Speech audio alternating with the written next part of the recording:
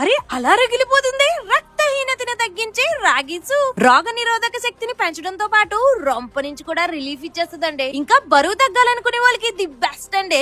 బిగించేసేదారండి. ముందుగా ఒక గిన్నెలో 4 టేబుల్ స్పూన్ల రాగి పిండి, అరకప్పు నీళ్లు పోసుకుని ఉండలేకుండా కలిపేసుకుని పక్కన పెట్టేసుకోండి. ఇంకో గిన్నెలో కొంచెం నూనెసి సన్నగా తరిగిన అల్లం, వెల్లుల్లి, పచ్చిమిర్చి, ఉల్లికాడలు లేదంటే ఉల్లిపాయ ముక్కలు వేసుకుని క్యారెట్ ముక్కలు, స్వీట్ కార్న్ గింజలు కూడా వేసేసుకోండి. లేదంటే మీకు అందుబాటులో ఉన్న వెజిటేబుల్స్ మాత్రమే వేసుకుని 2 నిమిషాల పాటు వేపేసుకున్నాక 3 కప్పులు నీళ్లు పోసుకుని కొంచెం ఉప్పు, కాస్త మిరియాల పొడి వేసుకుని కలిపేసుకుని మరుగుతున్నప్పుడు మనం కలిపి పెట్టుకున్న రాగి పిండి మళ్ళీ ఒకసారి కలిపేసి కలుపుకుంటూ వేసేసుకోండి. అలాగే 5 నిమిషాల పాటు సిమ్ టు మీడియం ఫ్లేమ్ లో ఇలా చిక్కబడేంత వరకు మరిగించేసుకున్నాక ఆకన కాస్త కొత్తిమీర చల్లుకుని ఒక గిన్నె వేసుకుని వేడివేడిగా ఉన్నప్పుడే నిమ్మకాయ పిండి అదే ఉంటదండి. రానున్న రోజులన్నీ రత్నాలమయమైనట్టు ఉంటదండి.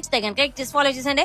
మీకు ఇంకేమేమి వంటకాలు కావాలో కామెంట్ సెక్షన్ లో అడిగండి. మరి మన యూట్యూబ్ ఛానల్ కూడా కొంచెం సపోర్ట్ చేసి సబ్స్క్రైబ్ చేసుకుంటారు. వీడియోకి మాటలు రాసింది ధీరైతే వాయిస్ వంట చేసి మాత్రం వీణా తీరండి.